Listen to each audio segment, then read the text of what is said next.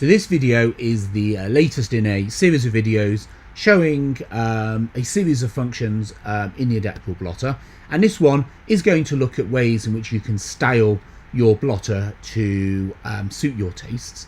The first thing to bear in mind is actually that everything you see here, particularly along the top, which belongs to the Adaptable Blotter, can be styled exactly how you want. We use BEM methodology and we name every single element, every toolbar, everything, so that you've got complete control over how it works. Just need to create your own styles and you can make it look how you want. And in fact, we've seen instances of the Adaptable Blotter where it took us a few seconds to even realize that we were looking at the Adaptable Blotter itself because it had been styled so different. As well as that, the Adaptable Blotter uses Bootstrap, so you can ship any Bootstrap theme you want and it will pick it up automatically and get styled accordingly.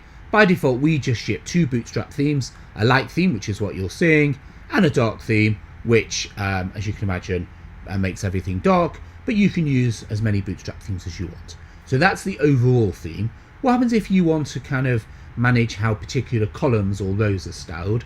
Well, here there's a couple of things you can do. The most basic is something called format column, which just basically says a particular column will always look like however you decide. So let's give an example. Let's create a format column for, let's make it, say, for the notional column. And we'll say that the back color is always going to be like this. The fore color will always be that, and it will be in italics, let's say. Not a great example, but it gives you a sense. That's what the style will look like. And then when we finish, you can see that the format column of the notional column is always formatted like that, irrespective of the data. If you want to change the way the data looks, well, then you can use a conditional style. So you can, and again, all the items that you can apply from the menu or that you can put in the bar, you can also do at a column level through here. So let's create a conditional style. And let's say we're going to make the fore color to be green, and we use this one, so it's change on year. It's positive. That's what we've created. Let's add another one, column, for the change on year. Let's make the fore color to be red. And this time, and obviously you can make it dependent on other columns, so you can say column A will get styled based on what column B is doing. Here we're using the same column both for the style and for the expression that will define that style. So there we are, we've said it's going to be red, and you can now see it's as easy as that to create it. If you change it, if we change this to be 80, then obviously it goes green. You can also style rows based on whatever indications you want. So we can create a new style. This time we'll do the whole row, and we will say we're going to make the row have, let's say, this rather ridiculous back color, this rather ridiculous fore color. Again, you can make it anything you want. We're going to do it where the counterparty is any of those. Finish. And you can see, there we are. And you can also see that the column conditional style takes precedence over the row conditional style, and the row conditional style takes precedence over a format column. So that's ways of making columns and rows look however you want. What happens if you want to manipulate the order and things like that? Well, again, you can do all that, and you do that through layouts. So let's just change a few columns. Let's, for instance, put bid offer spread top.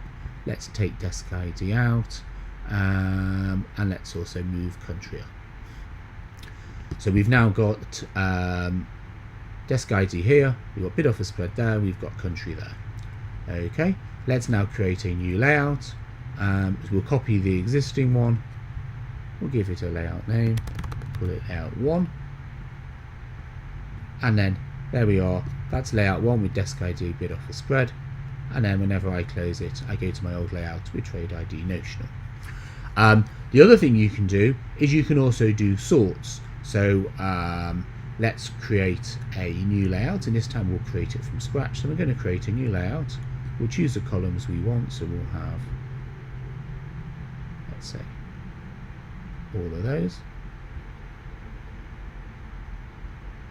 and then you can choose some sort orders. So we can say we want it where country is sorted in ascending, and then where currency is sorted descending. Oops. In capital X, not sure why. Layout tool. That's my second layout with those columns and with this sort. And then there we are, that's this layout, and you can see it's sorted by country and then by currency.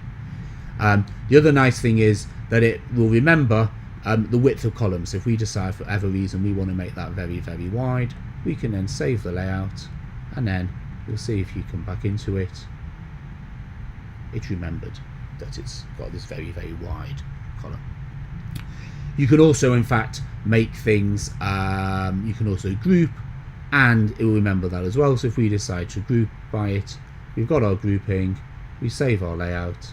If we ever close the layout and go back to our default and go back in, you'll see it's remembered our grouping. So there we are. We have layouts to manage row widths, row grouping, row sorting, and column grouping, sorting and order. And then we've got conditional styles, formatting and other things, so that you've got complete control over how you want the Adaptable Blotter to look.